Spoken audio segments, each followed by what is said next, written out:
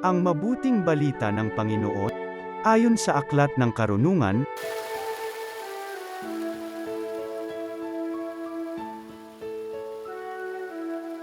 ang mangyayari sa gabing yaon ay ipinagpauna mong sabihin sa aming mga ninuno, upang magalak sila sa kaganapan ng iyong mga pangako sa kanila. Alam ng iyong bayan na ililigtas mo ang mga matuwid at parurusahan ang kanilang mga kaaway.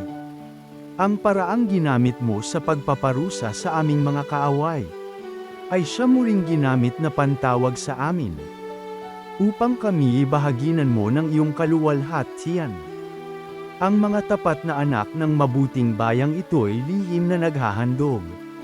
Nagkaisa silang sumunod sa mga utos ng Diyos at magsama sa hirap at ginhawa.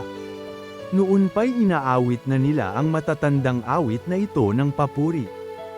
Ang mabuting balita ng Panginoon.